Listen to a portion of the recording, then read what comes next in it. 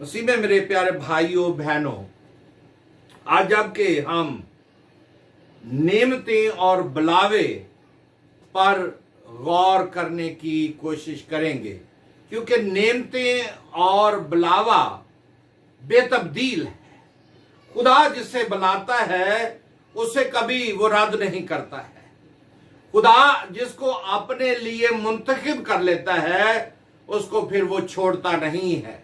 चाहे वो कितनी ही बार भागने की कोशिश करे, खुदा अपनी खिदमत के लिए उसे इस्तेमाल करता है।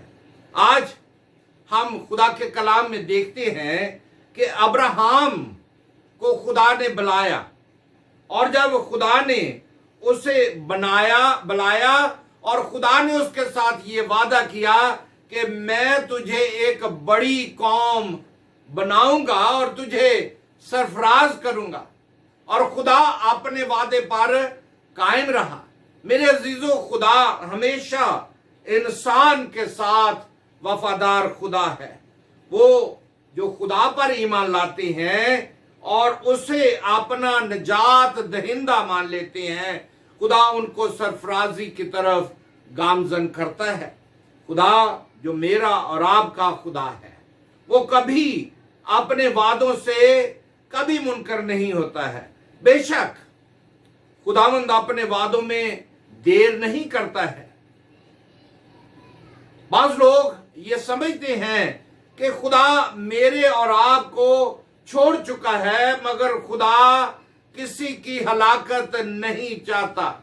खुदा आखिरी वक्त तक उसे चाहता है कि वो उसे बुलाए और अपने उस खानदान में शामिल करे, उस गल्ला में शामिल करे, ताकि जो भेड़ भटक जाती है उस भेड़ को भी वो अपने गल्ला खाना में लेके आता है।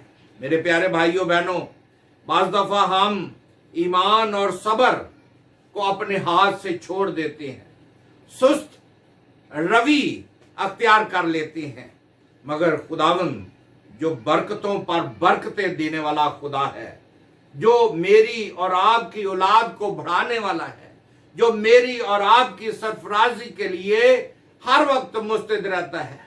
और खुदा के कलाम में लिखा है, अब रही मेरी और मेरे घराने की बात, हम तो खुदा की प्रस्तुति करेंगे। जब हम खुदा की प्रस्तुति करते हैं, जब खुदा के साथ चलते हैं, तो आसमान का खुदा जो मुझे और आपको बरकत देने के लिए हर वक्त मौजूद रहता है, जो मेरे और आपके बुलावे पर नजर रखता है। मेरे प्यारे भाइयों बहनों, बाज दफा हम अपनी कहानत को, अपने बुलावे को नाचीज जानते हैं।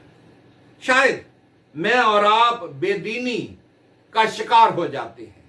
शायद मैं और आप खुदा के साथ चलने के लिए तैयार नहीं होते हैं और अपने उस मर्तबे से, उस अहद से भागने की कोशिश करते हैं। अगर हम खुदा के कलाम को देखें तो हमें यह मालूम होता है, यूना को जिसे खुदा ने मुकर्रर किया, जिसे अपने लिए बुलाया, जिसे खुदा ने अपनी रोया बख्शी, वो खुदा की रोया से राह फरागत उसने अख्तियार की, और वो यूना जो था नैनवा के शहर को छोड़कर तरसीस की तरफ निकला, और उसका खमियाजा उसे क्या भुगतना पड़ा? वो 3 दिन तक मछली के पेट में रहा। शायद उसको ये तकलीफ बर्दाश्त करनी पड़ी हो, सांस भी रुक रहा होगा, और फिर भी उसने जब खुदा से भाग रहा था, उसने अपनी बुलाहट को नाचीज जानते हुए उसने खुदा के राह को छोड़कर दूसरी राह को अख्तियार किया। मगर खुदा ने फिर उसको अपनी खिदमत के लिए मुकर्रर किया, बहाल किया, सरफराज किया, और वो नैनवा में गया, और नैनवा में जाकर उसने खुदा के कलाम की मनादी की। मेरे और आपके हालात कैसे भी हो जाए, हम खुदा के बुलावे को नाचीज ना समझें, बल्कि मेरी और आपकी हालत चाहे बदतर भी क्यों ना हो जाए, हम उसके बुलावे पर, अपनी बुलाहट पर कायम रहें।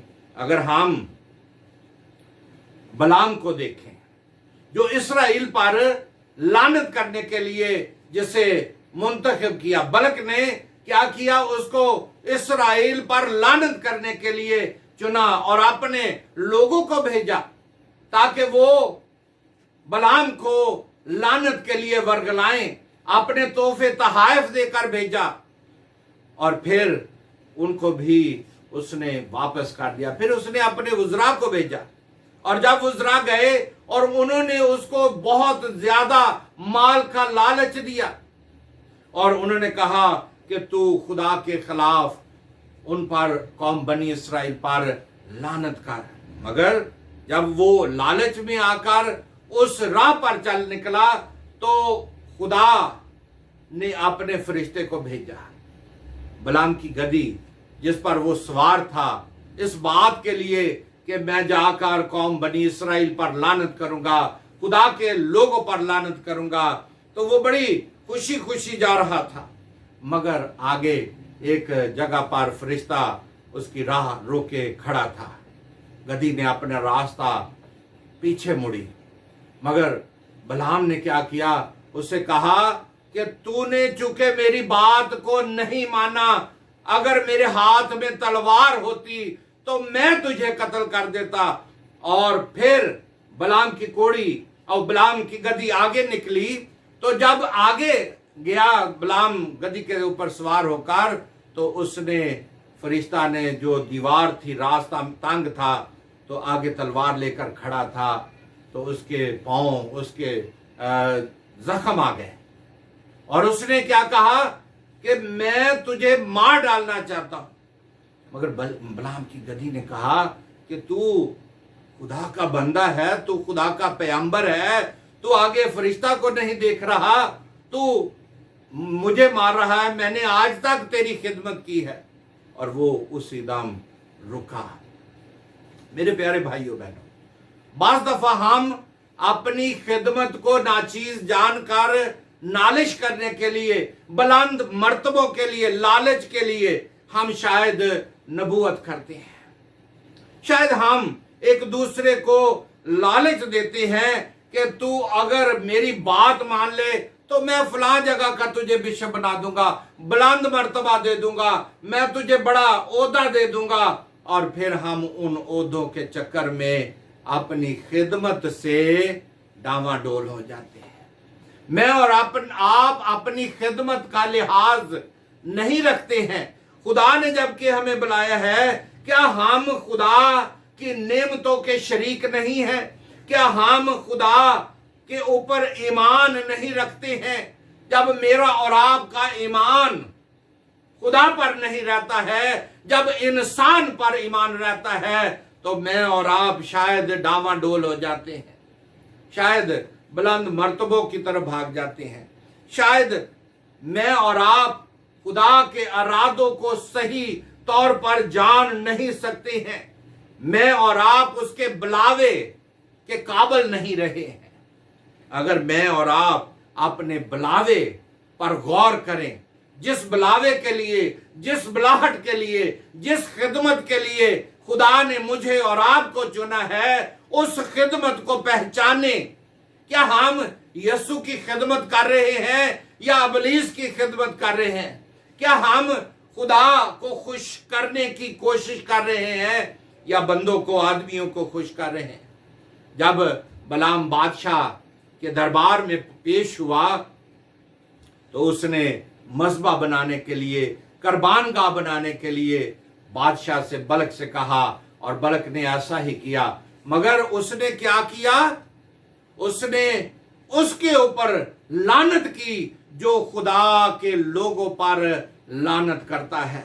कौम बनी इसराइल पर जो लानत करेगा उसके खिलाफ लानत की जाएगी। और हम देखते हैं कि हम जो खुदा के लोग हैं, जिस बुलावे के लिए खुदा अपने लोगों को मुंतखब करता है, फिर वो उनसे ओहदा, उनसे मर्तबा, उस बुलाहट को छीनता नहीं है। अगर हम देखें यहूदा इस्करियोती और सौल को देखें, दाऊद जब बरसर इक़्तिदार आ गया, जब वो बादशाह बन गया, तो वो अपनी उस खिदमत में खुदा की खिदमत में पेश था।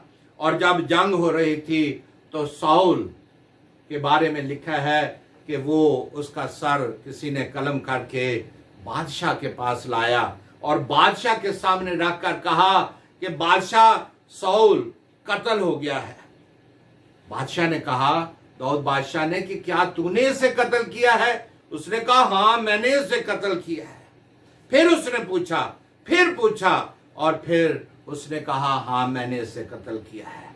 उसने कहा कि तू कौन होता है जो खुदा के ममसूह को कत्ल करे? आज हम दौरे हाजरा में देखते हैं कि बहुत सारे लोग खुदा के ममसूह के बारे में बहुत सारी बातें करते हैं, बुरी बुरी बातें बयान करते हैं, उनके खिलाफ, उनकी खिदमत के खिलाफ पता नहीं क्या क्या कह जाते हैं।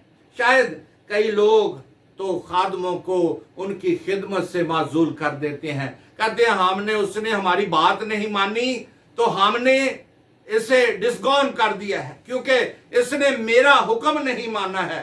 अगर मेरे पांव पड़ता, मेरी खिदमत के लिए मेरा इकरार करता, मुझे बादशाह मानता, तो मैं फिर इसको ये बरसरे इकदार रखता, और मैंने इसलिए इसे माजूल कर दिया। वही बलक वाला रवैया मेरी और आपकी जिंदगी में है।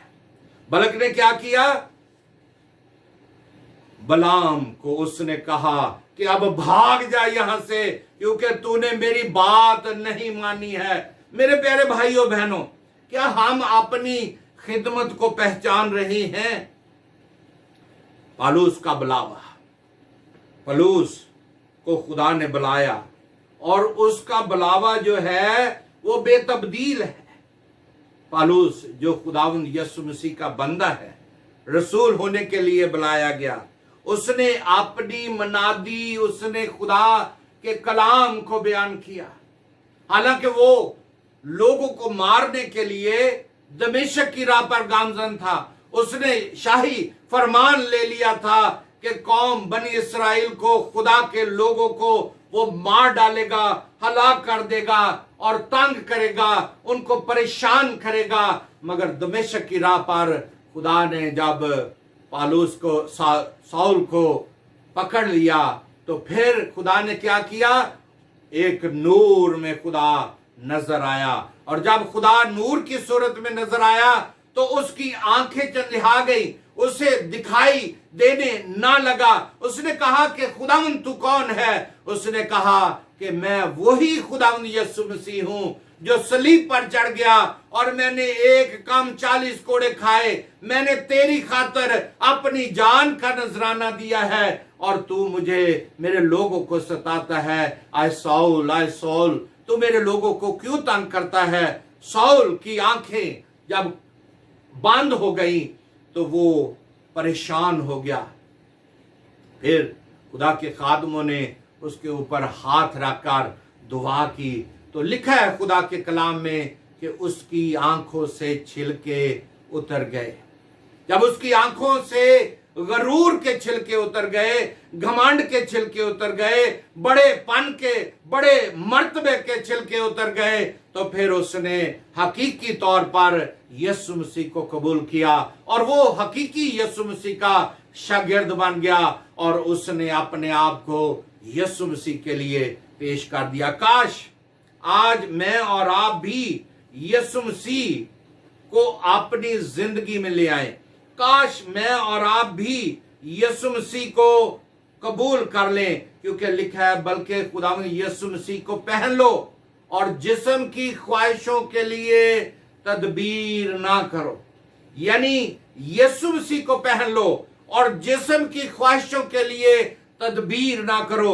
मेरे प्यारे भाइयों बहनों, आप दुनिया की फिक्र तरद्दुद में ना रहें, इंसानियत की खिदमत करें, यीशु मसीह को अपनी जिंदगी में लाएं और बदी पर गालिब आएं, बदी को मगलूब करें और यीशु मसीह के हकीकी पैरोकार बनकर, जिस तरह उसने मुझे और आपको अपने लिए चुना है, क्योंकि खुदा के कलाम में लिखा है, इस जहान के हम शक्ल ना बनो बल्कि अकल नहीं हो जाने से अपनी सूरत बदलते जाओ, ताकि खुदा की नेक और पसंदीदा और कामल मर्जी तजर्बा से मालूम करते रहो। आए हम यीशु मसीह के उन तजर्बात को अपनी जिंदगी में लें, क्योंकि वो हलीम है, वो बर्दाश्त करता है, वो अपने बुलावे पर कायम रहा और उसने आखिर तक कायम रहा और सलीबी मौत को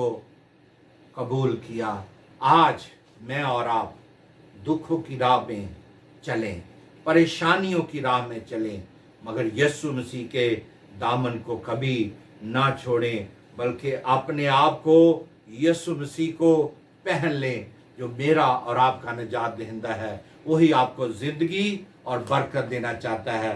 खुदावंद आप सबको बड़ी बरकत दे, अपने जलाल के लिए इस्तेमाल करे और आप अपने बुलावे को, अपनी बुलाहट को पहचाने, अपनी खिदमत को पहचाने और खुदा को जवाब देने के लिए आप तैयार हों। जब आप खुदा के लिए तैयार होंगे तो खुदावंद आपको बड़ी बरकत देगा।